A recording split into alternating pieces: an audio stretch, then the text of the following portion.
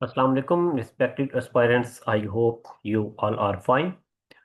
आज हमने अपना लैंड रेवेन्यू एक्ट का सेकंड डेमो लेक्चर स्टार्ट करना है। कल हमने डिस्कस किया था कि लैंड रेवेन्यू एक्ट सिर्फ एग्रीकल्चरल लैंड को डील करता है और लैंड रेवेन्यू रूल्स इसके प्रोसेस को रेगुलेट करते हैं।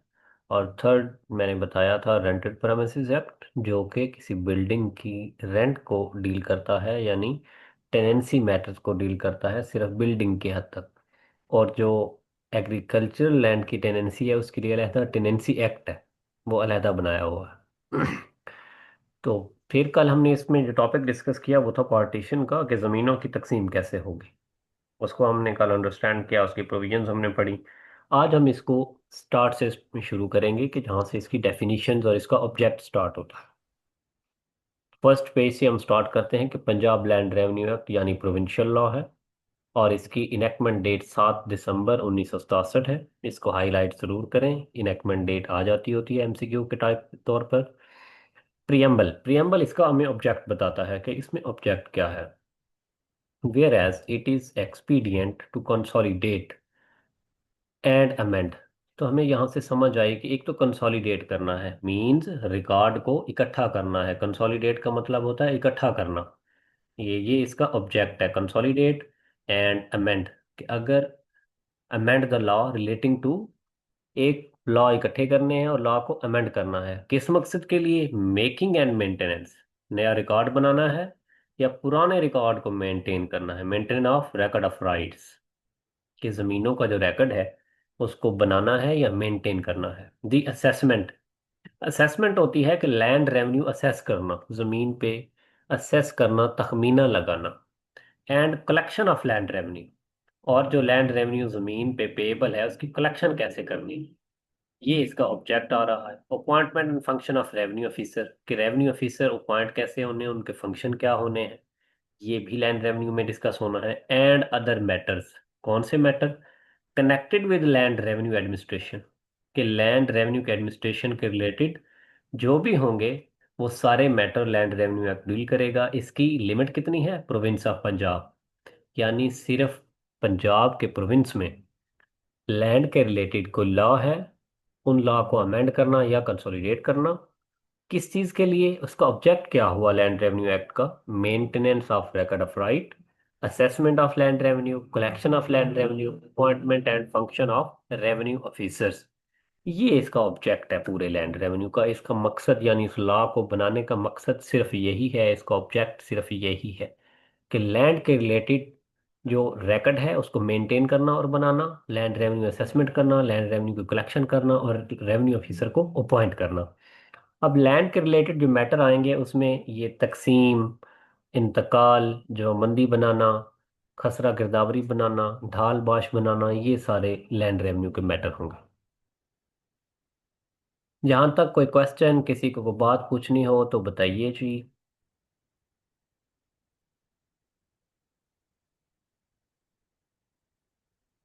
ये ऑब्जेक्ट इम्पोर्टेंट वैसे है, लॉन्ग क्वेश्चन में तो नहीं आता होता, लेकिन वैसे आपको इसकी समझ ज़रूरी है, और एमसीक्यू के तौर पर भी इसमें से कोई एमसीक्यू भी बन सकता है कि लैंड रेवेन्यू का ऑब्जेक्ट क्या है। Short title Section 1. This act may be called Punjab Land Revenue Act. It extends to whole province of Punjab except the tribal areas. In tribal areas में एप्लीकेबल नहीं है, प्रोविंस ऑफ पंजाब में बाकी पूरे province में applicable होगा। Subsection 3. It or any specified provision thereof shall come into operation in such area or areas and on such date or dates as government may by notification appoint in this behalf। कि ये उस दिन से इन operation आएगा, या कोई पर किसी इलाके में गवर्नमेंट स्पेसिफिकली रोक सकती है कि वहाँ ये अप्लाई नहीं होगा, और जो डेट गवर्नमेंट मुकर्रर करेगी वहाँ से एप्लीकेबल होगा उस डेट से। Sub section 2, power to except any area from provision unsuited thereto. ये बहुत इंपॉर्टेंट है। ये बनता तो एमसीक्यू है, इसमें लॉन्ग क्वेश्चन बिल्कुल नहीं बनता। ये सिर्फ इसमें एमसीक्यू बनता है कि पावर टू एक्सेप्ट, कि ये पावर किसकी है कि वो एक्सेप्शन पे लाए किस चीज को? एनी एरिया, किसी भी एरिया को, यानी किसी एरिया को एक्सक्लूड कर देना। From provision unsuited there to, कि इस लैंड रेवेन्यू की कुछ प्रोविजन वहां अप्लीकेबल नहीं होंगी। मीनिंग इसका ये हुआ कि किसी भी एरिया में, स्पेसिफिक एरिया में ऐसा कह देना कि वहां पे पार्टीशन की जो प्रोविजन है वो अप्लाई नहीं होंगी, तो वो प्रोविजन अनसूट हो गई वहां पे, यानी अप्लीकेबल नहीं है। इसको हम रीड करते हैं। Should the circumstances of any area in which this act or any specified provision thereof has been brought into force be such that in the opinion of government that the हाँ। provision, यार ये mic अपने of रखा करें please. Question पूछना हो बिल्कुल on रखें, आप फिर ऑन करके लाजमी पूछ लें, दरमियान में पूछ लें, कोई इशू नहीं है। or any other provision of the act is unsuited thereto, the government may by notification accept that area from the operation of such provision, and thereupon those provisions shall not apply to such area until the notification is rescinded। तो ये किसकी power है? Government की। Government की क्या power बताई गई है कि गवर्नमेंट लैंड रेवेन्यू एक्ट की कुछ प्रोविजन को किसी स्पेसिफिक एरिया के लिए एक्सक्लूड कर सकती है कि ये प्रोविजन फला एरिया में या फला डिस्ट्रिक्ट में, जैसे रावलपिंडी का कोई डिस्ट्रिक्ट हो जहाँ पे सारे ही पहाड़ हो, तो पहाड़ों पे वो कह देते हैं कि इस एरिया में ये लैंड रेवेन्यू की पार्टीशन वाली जो प्रोविजंस हैं 135 से 150 तक ये एप्लीकेबल नहीं होंगी। अल्लाह ताला कबूल करे। यार ये क्या दुआएं आप शुरू कर लेते हैं ठीक हो आप? गया, मैं आपके घर पे मिलते हैं, सैर पे जाना है। कौन? ठीक है। भाई आप जो भी बैठे हैं ना, आप क्लास छोड़ दें, जिसको ये मसला है ना ज्यादा, वो क्लास छोड़ दें आप प्लीज, अपनी गपशप लगाएं जो जहां भी बैठे हैं।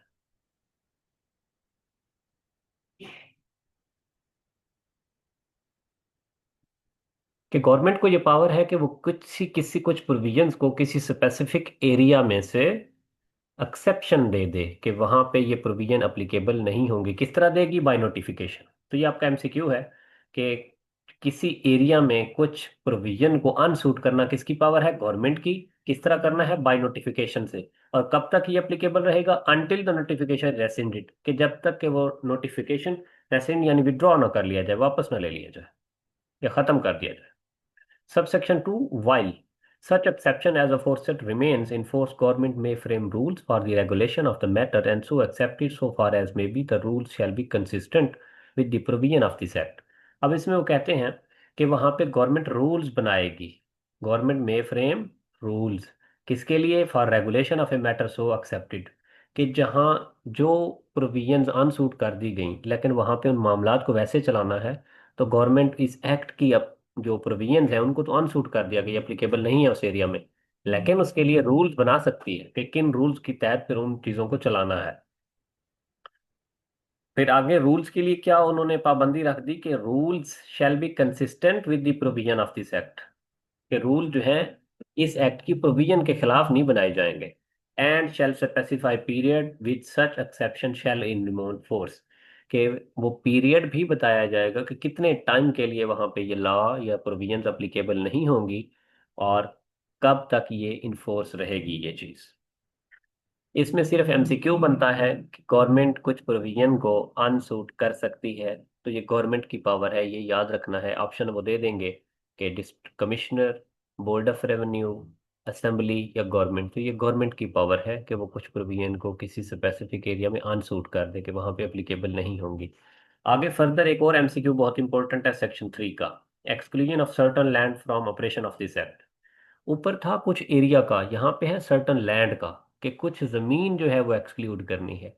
Exclusion of certain land from the operation of this act, कि कुछ ऐसी जमीनें हैं जिन पे ये एक्ट अप्लाई नहीं होगा। ये किसकी पावर है? सिर्फ ये पावर पूछेंगे वहां पे। प्रोविजन अनसूट करने की पावर गवर्नमेंट की है।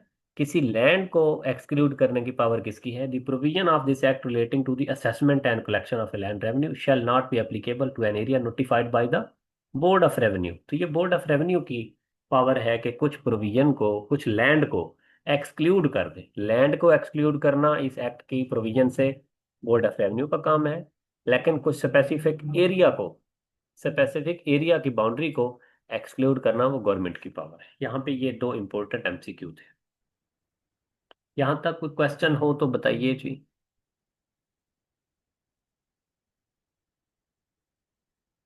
क्लियर समझ आ रही है आपको? अस्सलाम वालेकुम सर। अच्छा सर, ये यही था कि ये लैंड और एरिया एक ही चीज नहीं है। जी, एक एवं ही चीज नहीं। कंफ्यूज किया हो। मैं इसको फर्दर एक्सप्लेन कर देता हूँ कि एक एरिया, लेट्स सपोज हम लेते हैं कि ज़िला हाफिजाबाद है, वहाँ की तहसील कुछ ले लें, पिंडी भटियाँ ले लें। अगर गवर्नमेंट ये कह देती है कि जो लैंड रेवेन्यू एक्ट की कोई प्रोविजन है, ऐसे अज्यूम कर लें कोई भी प्रोविजन है, क्योंकि गवर्नमेंट की ही पावर है, ये किसी प्रोविजन को भी वहां से अनसूट कर दे, वो कह देती है कि तहसील पिंडी भटिया में जो सेक्शन 147A उन्होंने डाला है इश्तराक का, यूनिफिकेशन का, ये अप्लाई नहीं होगा। तो ये एक सर्टन एरिया एक्सक्लूड हो गया यहाँ वहां पे, यानी वो प्रोविजन जो 147A है अप्लीकेबल नहीं होगी। ये गवर्नमेंट ने नोटिफिकेशन के थ्रू बता दिया कि तहसील पिंडी पटियां जिला हाफिजाबाद में सेक्शन 147 अप्लीकेबल नहीं होगा। ये गवर्नमेंट की पावर हो गई। अब सेक्शन 3 को हम इसी में ही ट्रांसफर में लेते हैं, लेकिन बोर्ड ऑफ रेवेन्यू वहां पे एरिया को एक्सक्लूड नहीं करता, यानी पूरी तहसील को। वो कहता है कि तहसील पिंडी भटियां के किसी एक मौजा में जो फलां जमीन है, सर्टन लैंड है, यानी जो खाली पड़ी है या किसी वजह से वहां सैलाब आ गया है, तो उस पे असेसमेंट लैंड रेवेन्यू की नहीं होगी और कलेक्शन लैंड रेवेन्यू की नहीं होगी। यानी लैंड रेवेन्यू की असेसमेंट और कलेक्शन नहीं होगी। और सर्टन लैंड पे जहां जहां पानी आया है, तो वो कोई एरिया एक्सक्लूड नहीं हुआ, वो सर्टन एक खास जमीन एक्सक्लूड हुई है। तो वो ये बोर्ड ऑफ रेवेन्यू की पावर है। अब आई थिंक आपको क्लियर हो गया होगा। जी जी बिल्कुल। चले जी, कोई और क्वेश्चन नेक्स्ट? आप लोगों जी के सर। माइंड में जो क्वेश्चन है वो जरूर पूछिए, ताकि फिर क्लैरिटी से आगे चलना चाहिए हमें। Sir I have a question जी प्लीज। कि अगर एमसीक्यू आ जाए सेक्शन 2 में से जी कि गवर्नमेंट रूल्स बनाएगी, विच गवर्नमेंट, वहां पर प्रोविंशियल गवर्नमेंट हो, फेडरल गवर्नमेंट हो, हाँ। इस गवर्नमेंट की मुराद सूबा ही होगा ना? जी बिल्कुल, देखें जिस तरह का लॉ है, अब पंजाब लैंड रेवेन्यू एक्ट है तो ये पंजाब की हद तक सिर्फ अप्लाई होता है लैंड रेवेन्यू। और ऊपर हमने पढ़ा कि ये प्रोविंशियल लॉ है, सेक्शन 1 में हम पहले सबसे पढ़ के आए हैं कि प्रोविंशियल लॉ है, तो इसके रूल्स भी पंजाब असेंबली ही बनाएगी, प्रोविंशियल गवर्नमेंट बनाएगी, क्योंकि ये प्रोविंशियल लॉ है, फेडरल लॉ नहीं है, ये सिर्फ पंजाब के प्रोविंस तक अप्लीकेबल है। Thank you sir, thank you. जी, नेक्स्ट कोई प्लीज। चलें जी, अब हमारा मेन टॉपिक है जहाँ से लॉन्ग क्वेश्चन बनता है डेफिनेशंस का। यहाँ पे 15 नंबर का या 20 नंबर का क्वेश्चन बन जाता है, 4 या 5 डेफिनेशंस पूछ लेते हैं और इनको आपने अच्छी तरह समझना है इन डेफिनेशंस को। इसमें जो इंपॉर्टेंट आएंगी वो मैं फर्दर ज़्यादा एक्सप्लेन करूंगा। एक तो फर्स्ट एमसीक्यू है सबसेक्शन 1 में, एग्रीकल्चर ईयर, एग्रीकल्चर साल यानी ज़रूरी साल। लैंड रेवेन्यू एक्ट के अंदर ज़रूरी साल कब स्टार्ट होता है? Agriculture year mean the year commencing on first day of July. ये आपने अच्छी तरह याद रखना है कि यकम जुलाई जो है एग्रीकल्चर ईयर 1 जुलाई से स्टार्ट होता है, on or on such other date as the board of revenue with previous approval of a government made by notification of point for any specified area। कि जनरली यकम जुलाई से एग्रीकल्चर ईयर स्टार्ट होगा, लेकिन अगर board of revenue कोई और date भी मुकर्रर कर दे तो फिर वही डेट समझी जाएगी। लेकिन जनरली यकम जुलाई डेट है। यकम जुलाई आपने एमसीक्यू के लिए बहुत इंपॉर्टेंट है। अब जो 1A है, अराजी रिकॉर्ड सेंटर मींस अराजी record centre as defined in clause A of subsection 1 of section 2 Punjab land record authority act 2017। ये जो कंप्यूटराइज रिकॉर्ड सेंटर बने हैं, इसके लिए एक Punjab land record authority act बनाया था 2017 में। अब कंप्यूटराइज रिकॉर्ड सेंटर को ही अराजी रिकॉर्ड सेंटर कहते हैं, जहाँ पे ADLR LRO और वहाँ SCOs बैठे होते हैं, कोई इंतकाल दर्ज करते हैं, विरासत के इंतकालात दर्ज करते हैं और इंतकालात को पास करते हैं। पुराना जो सिस्टम था वो ये था कि तहसीलदार और पटवारी जहाँ पे ज़मीन एग्जिस्ट करती है, जहाँ पे ज़मीन है, उसी मौजे में उसी एस्टेट में जाके इंतकाल पास करते थे। लेकिन इस एक्ट के तहत अराजी रिकॉर्ड सेंटर को ये पावर दी गई कि वो अपने ऑफिस में बैठ के पास करेंगे कंप्यूटर पे। और जो इम्पोर्टेंट डेफिनेशन है पेपर में आने वाली वो ये है कि एरियर ऑफ लैंड रेवेन्यू आपसे पूछ लिया जाता है कि एरियर ऑफ लैंड रेवेन्यू क्या है। और नेक्स्ट असेसमेंट सर्कल, ये तो दोनों अच्छी तरह मार्क कर लें। अगर डेफिनेशन में से कोई क्वेश्चन बनता है तो ये डेफिनेशन उसमें ज़रूर शामिल होती है, assessment circle, arrear of land revenue और फर्दर आगे बाउंड्री मार्क जो है, इस तरह ये डेफिनेशन बहुत इंपॉर्टेंट। तो सबसेक्शन 2 में है arrear of land revenue. Arrear का मतलब होता है बकाया, ऑफ लैंड रेवेन्यू यानी ज़रूरी टैक्स का जो बकाया है, जो पे नहीं किया, जो बकाया रह गया है। Means land revenue which remains unpaid after the date on which it becomes payable. कि यानी ऐसा लैंड रेवेन्यू जो अनपेड रह गया है, जो पे नहीं किया गया, after the date on which it becomes payable, यानी जिस दिन वो पे होना था उस दिन आपने पे नहीं किया, और जितना वो बच गया, अगर कुछ पे कर दिया कुछ बकाया रह गया, तो बकाया रह गया उसको हम कहेंगे एरियर्स ऑफ लैंड रेवेन्यू, के लैंड रेवेन्यू के एरियर रहते हैं, बकाया रहता है जो जमा करवाना चाहिए था लैंड ऑनर को, जो गवर्नमेंट की तरफ से उस जमीन पे टैक्स है, लेकिन उस पर्सन ने जमा नहीं करवाया, तो उसको हम कहेंगे कि उसके ये एरियर्स रहते हैं, बकाया जात रहते हैं। और इनकी रिकवरी के लिए फिर सेक्शन जो 82 to 90 तक प्रोसीजर बताया गया कि लैंड रेवेन्यू की रिकवरी कैसे होनी है। वो बहुत इंपॉर्टेंट है लॉन्ग क्वेश्चन के लिए, recovery of land revenue arrears. तो उसका प्रोसीजर भी हम फिर फर्दर पढ़ेंगे जब उसकी प्रोविजंस आएंगी। तो असेसमेंट सर्कल ये बड़ा गौर से सुनिएगा कि असेसमेंट सर्कल क्या है। असेसमेंट का मतलब है असेस करना, यानी अंदाजा लगाना।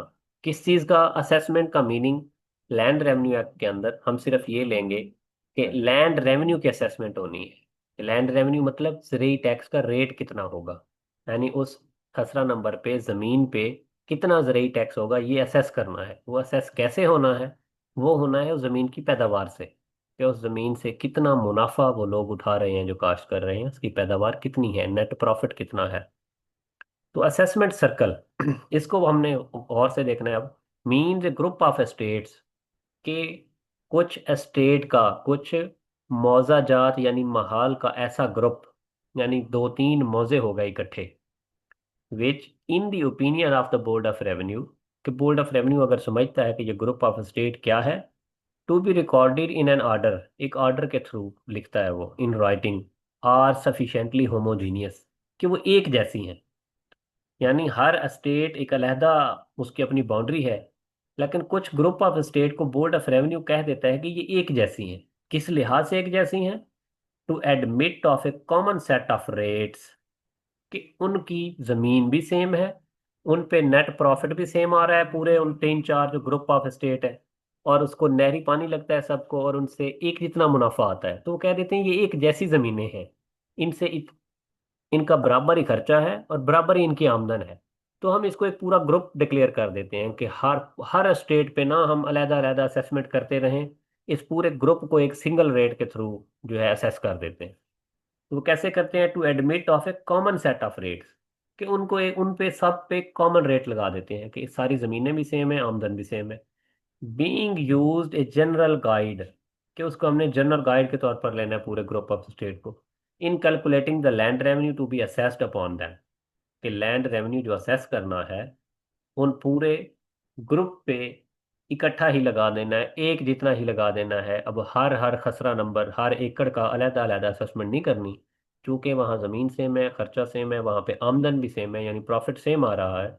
तो उन स्टेट को वो ग्रुप ऑफ स्टेट बना के बोर्ड ऑफ रेवेन्यू जो है डिक्लेयर कर देता है कि ये एक जैसी ज़मीनें हैं, और इन पे असेसमेंट रेट एक जैसे लगाया जाए, कॉमन सेट लगाया जाए इन पे रेट्स का, और लैंड रेवेन्यू का बराबर रेट रहेगा उन पे। इसको अब जो ग्रुप ऑफ स्टेट बना उसको कहेंगे असेसमेंट सर्कल, कि असेसमेंट का सर्कल बन गया एक, उस पे एक ही असेसमेंट है।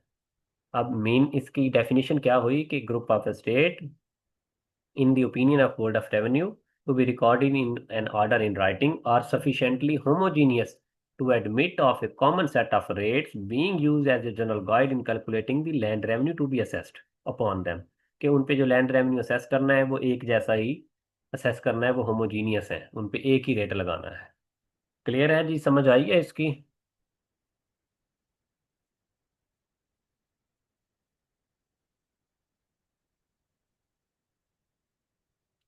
समझ आ गई है आप लोगों को? बताइए जी, या फर्दर मैं इसको एक्सप्लेन करूं? जी जी सर, जबरदस्त। ओके। सेक्शन 4, सब सेक्शन 4 है जी, board of revenue. Board of revenue क्या है? Board of revenue means board of revenue established under the Punjab board of revenue act 1957, कि 1957 में बोर्ड ऑफ रेवेन्यू एक्ट के तहत जो ऑफिस बनाया गया बोर्ड, उसको ही बोर्ड ऑफ रेवेन्यू कहते हैं। बोर्ड ऑफ रेवेन्यू पंजाब में यानी लाहौर में ही एग्जिस्ट करता है। इसका एक सीनियर मेंबर होता है और इसके 11 या 13 दूसरे मेंबर होते हैं। तो बोर्ड ऑफ रेवेन्यू में ज़मीनों की पार्टीशन या इंतकालात की जो नीचे फैसले होते हैं, असिस्टेंट कमिश्नर, डीसी या कमिश्नर फैसले करते हैं, तो उनके खिलाफ यहाँ पे अपील या रवियन आती है।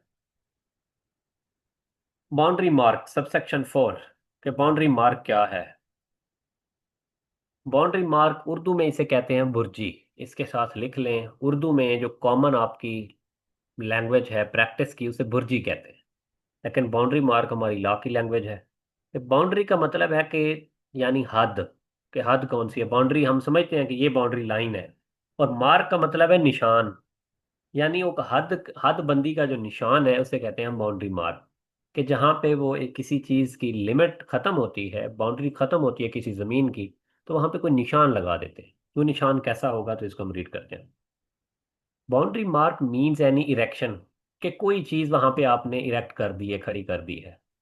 वेदर ऑफ ए अर्थ, यानी को मट्टी का जो छोटा सा टीला बना दिया। आपने देखा होगा कि सड़कों पे जाते हुए वो ज़राअत वाले जो एग्रीकल्चर डिपार्टमेंट है, वो मट्टी से एक छोटा सा टीला बना के उस पे सफेद वाइट वॉश किया होता है, उसको कलर किया होता है।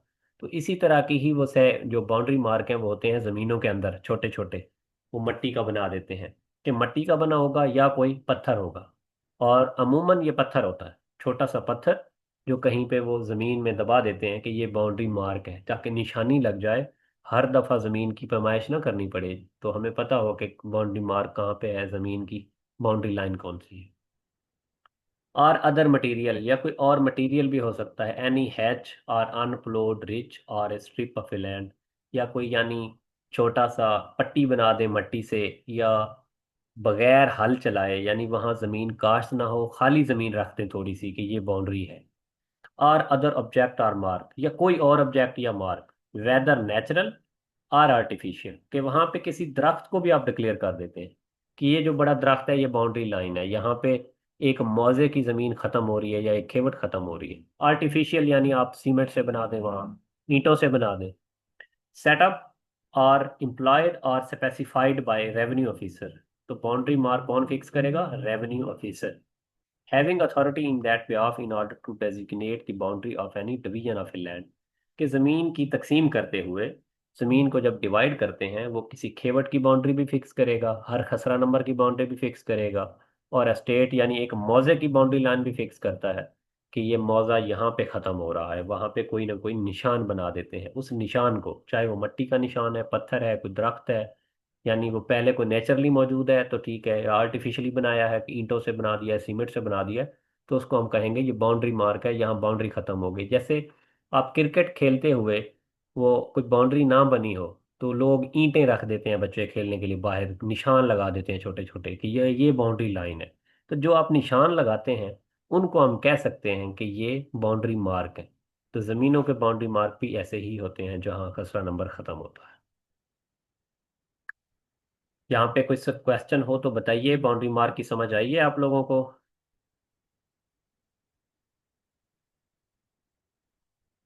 Yes sir. चलिए, सब सेक्शन 6 है commencement. Commencement shall mean the day on which this act or any provision thereof as the case may be comes into operation। यानी commencement का मतलब ये हुआ कि ये एक्ट जिस दिन से अप्लीकेबल होगा, कमेंस होगा, अप्लीकेबल होगा। सेकंड इंपॉर्टेंट जो डेफिनेशन है वो है डिफॉल्टर की, जो पेपर में पूछी जाती है। ऊपर मैंने बताया एरियर की डेफिनेशन पूछते हैं, असेसमेंट सर्कल की पूछते हैं, बाउंड्री मार्क की पूछते हैं, डिफॉल्टर की, कि डिफॉल्टर कौन है। ये आपका एमसीक्यू भी है डिफॉल्टर वाला, इसको अच्छी तरह आपने हाईलाइट कर लेना है। Defaulter means a person liable for an land arrear of a land revenue, कि वो पर्सन जिसने लैंड रेवेन्यू पे करना है, जिसके खिलाफ बकाया जात जिम्मे हैं उसके, उसने ज़रूरी टैक्स पे नहीं किया। एंड इंक्लूड्स कौन कौन से? A person who is a responsible as a surety, यानी जो बंदा, जिस बंदे ने उसकी श्योरिटी दी थी ओरिजिनल यानी प्रिंसिपल की, कि अगर इसने वो एरियर पे ना की तो मैं करूंगा। तो अगर दोनों पे नहीं करते तो मेन प्रिंसिपल और श्योरिटी दोनों डिफॉल्टर कहलाएंगे। तो एमसीक्यू बनेगा वो सिर्फ इतना ही होगा कि defaulter includes option 1 land owner, option 2 person liable for an land revenue arrears. तो हमेशा लोग ये लगा देंगे कि person liable for an arrear of a land revenue, हालांकि ये दुरुस्त नहीं होगा। थर्ड ऑप्शन एक होगा person liable for an arrear of land revenue and surety. तो वो एंड श्योरिटी वाला दुरुस्त होगा, क्योंकि श्योरिटी और प्रिंसिपल दोनों डिफॉल्टर हो जाते हैं। डिफॉल्टर की डेफिनेशन में दोनों आते हैं अगर वो दोनों पे नहीं करते तो।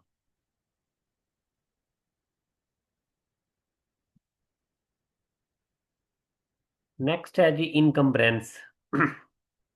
इनकम्बरेंस जबानी आपसे कोई पूछा जा सकता है कहीं ना कहीं, या डेफिनेशन में भी आने वाला है, लेकिन समझना आपका जरूरी है कि इनकम्बरेंस क्या है।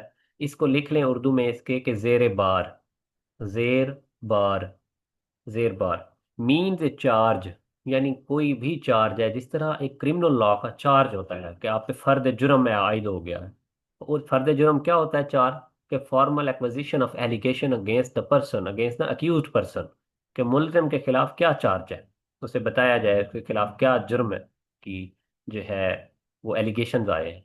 तो जमीन पे इसी तरह अगर कोई चार्ज है, यानी उस जमीन पे कोई बार है, जमीन के खिलाफ कुछ जिम्मे है। क्या जिम्मे है?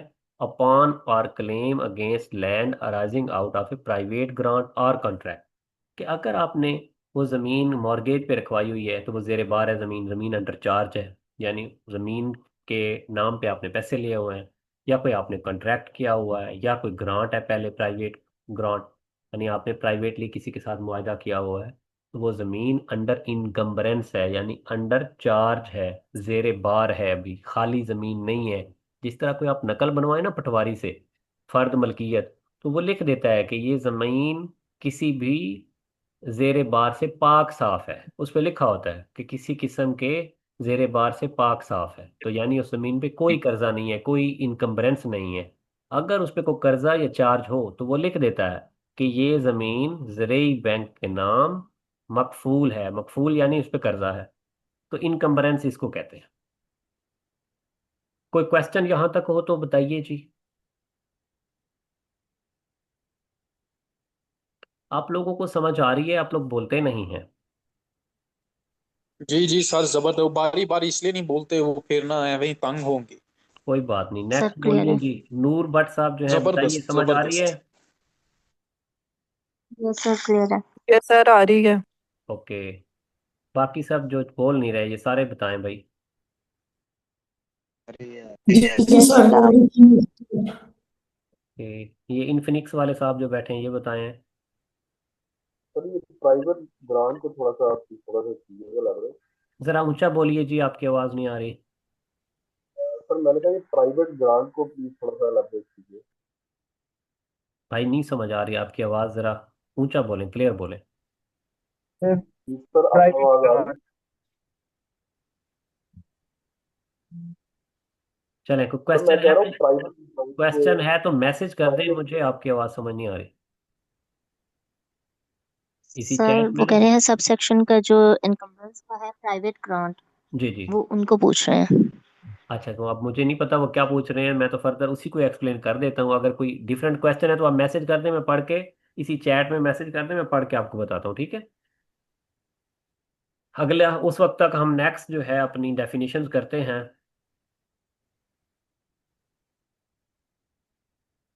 अच्छा, यही है यानी प्राइवेट ग्रांट।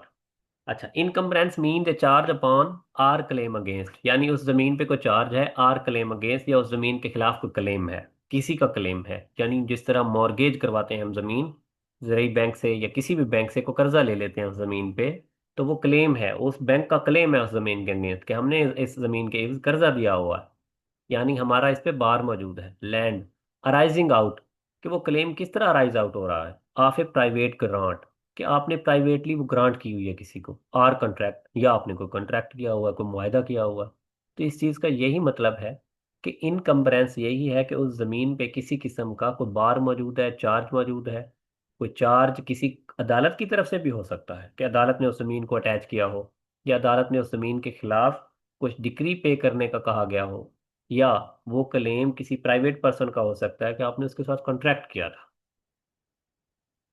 नेक्स्ट की डेफिनेशन है एस्टेट, बहुत इंपॉर्टेंट। पूरे लैंड रेवेन्यू में आपको ये समझने की ज़रूरत है कि एस्टेट का आपको नहीं ना पता तो फिर लैंड रेवेन्यू समझ नहीं आता।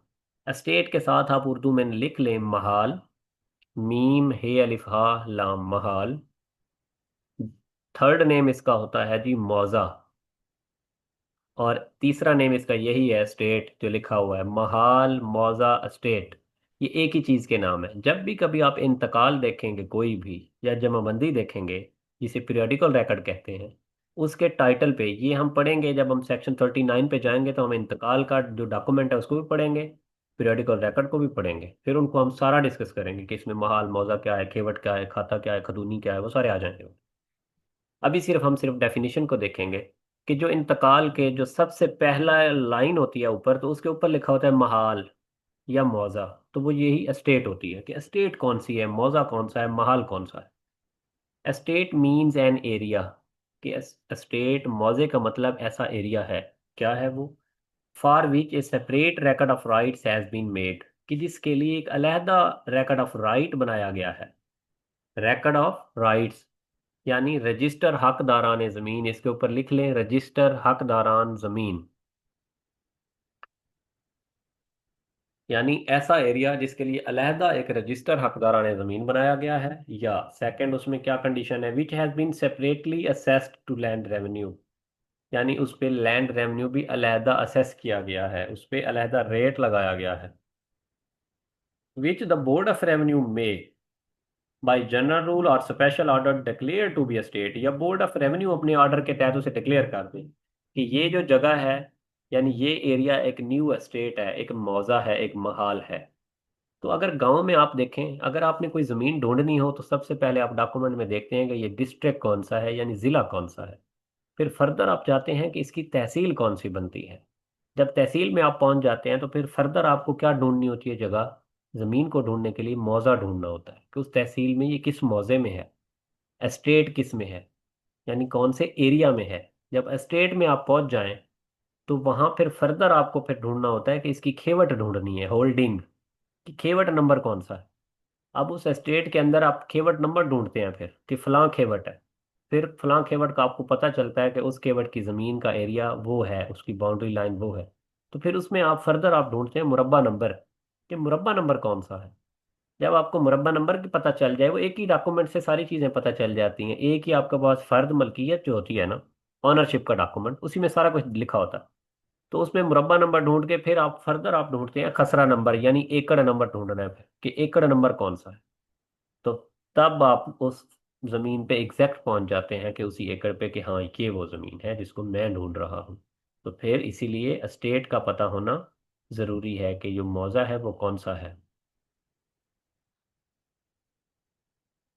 हाँ, असेसमेंट सर्कल ये किया कि अगर जो लैंड रेवेन्यू असेस करना है, लैंड रेवेन्यू का रेट लगाना है हर एस्टेट पे, अगर यानी हर मौजे पे, अगर एक या दो या तीन मौजे उनमें सेम ज़मीनें हैं, उन पे काश्त करने का खर्चा भी सेम आता है और उनसे मुनाफा भी सेम आता है, तो गवर्नमेंट बोर्ड ऑफ रेवेन्यू उन एस्टेट को, तीन चार एस्टेट को एक ग्रुप बना के उसको असेसमेंट सर्कल डिक्लेयर कर देती है कि ये एक जैसी ज़मीनें हैं, और उन पे एक एकड़ पे असेसमेंट करके बाकी पूरी एस्टेट की ज़मीन पे सेम रेट लगा देते हैं कि लेट्स सपोज कि एक एकड़ पे वो कहते हैं 1,000 रुपये जरी टैक्स होगा। तो उन एस्टेट में लेट्स सपोज कि 3,000 एकड़ ज़मीन है, तो वो हर एकड़ पे 1,000 ही चलेगा। तो फिर वो कॉमन सेट हो गया, यानी एस्टेट का कॉमन सेट, एक जैसी ज़मीनों का सेट। अब वो सेट किस मकसद के लिए बनाया गया है, कि for assessment of land revenue, कि उस पर सेम असेसमेंट होगी, होमोजीनियस होंगी, वो एक जैसी हैं। तो इसीलिए उसको हम असेसमेंट सर्कल कहेंगे, ग्रुप ऑफ स्टेट को। और जो होल्डिंग है इसको हम फर्दर पढ़ते जा रहे हैं डेफिनेशन में। स्टेट हमने अब पढ़ लिया है कि स्टेट जो है वो एक मौजा है, जो एक गांव होते हैं, एक गांव की ज़मीन है जिसको गवर्नमेंट ने स्टेट डिक्लेयर किया हुआ है, उसके लिए एक सेपरेट रिकॉर्ड ऑफ राइट बनाया जाता है और उस पर अलहदा लैंड रेवेन्यू असेसमेंट की जाती है, या बोर्ड ऑफ रेवेन्यू उस जगह को डिक्लेयर कर देती है कि ये जो इतना एरिया है ये एक न्यू एस्टेट है। इब स्टेट के हवाले से क्वेश्चन जो है तो बताइए यहाँ पे, अगर अभी भी समझ नहीं आई तो। नहीं नहीं, जबरदस्त, फर्स्ट क्लास। चलो थैंक्स। नेक्स्ट चलिए जी, होल्डिंग। अब होल्डिंग है खेवट, इसके साथ लिख लें जी खेवट खाता। अभी मैं डेफिनेशन ना पढ़ाऊं और डॉक्यूमेंट्स पे चला जाऊं तो फिर भी समझ नहीं आनी, इसलिए पहले हम डेफिनेशन पढ़ लें, फिर फर्दर मैं सेकंडली इनको एक्सप्लेन करूंगा जब डॉक्यूमेंट सामने आ जाएंगे, वो आपको शो करके फिर और ज्यादा एक्सप्लेन हो जाएगा आपको। होल्डिंग, होल्डिंग के साथ लिखें जी खाता और खेवट, ये तीनों नाम एक ही चीज के हैं, होल्डिंग, खाता, खेवट। Holding means share or portion of an estate, यानी एक मौजे में एक ऐसा पोर्शन है जमीन का, share or portion of an estate held by one landowner or jointly by two or more landowners, कि एक या एक से ज्यादा मालकान का एक शेयर जो है, वो जिसको एक स्पेसिफिक नंबर दिया गया है, उसको हम कहेंगे खेवट। खेवट नंबर। अब खेवट नंबर यानी खाता नंबर।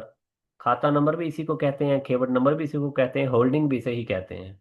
तो मींस कि पोर्शन ऑफ एन एस्टेट, कि एक मौजे में एक ऐसा पोर्शन लैंड का जो held by one land owner, के या तो एक ही मालिक के अंडर है वो सारी जमीन, 20 एकड़ जमीन है, या उसके वो 3-4 भाई हैं, इकट्ठी उन्होंने रखी हुई है, तो वो उनके जॉइंट पोजेशन में है, जॉइंटली बाय टू और मोर लैंड ओनर्स, या एक से ज्यादा लैंड ओनर्स के पास भी हो सकती है वो। तो उस पोर्शन को एक स्पेसिफिक नंबर दे देते हैं कि ये उसका खाता है। लेट्स सपोज आप में से कोई देहाती बंदे हैं जिनके दादा फौत हो गए हों। अब उन दादा के नाम 25 एकड़ जमीन थी, और उनको एक खेवट नंबर मिला हुआ था कि खेवट नंबर 31 में ये दादाजी जो थे वो मालिक थे, वो फौत हो गए। उनके आगे 3 बेटे थे। तो अब 3 बेटों का उन 25 एकड़ में हिस्सा है, तीनों का।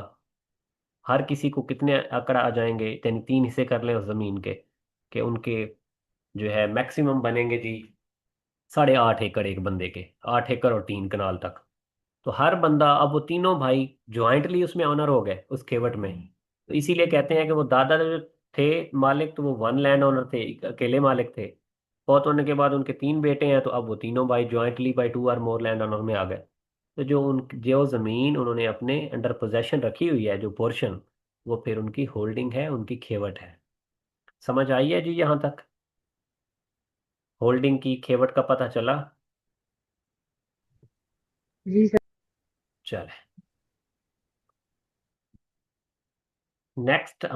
10A में जी सर सबसे ये जी सर ये खतौनी नंबर क्या होता है उसके अंदर, जो वो खतौनी नंबर को भी डिस्कस करते हैं। वो मैं और सोच रहा मसला था कि नंबर। नीचे आ जाए तो हम पहले उधर ही पढ़ लें जहाँ पे डेफिनेशन में वो आएगी।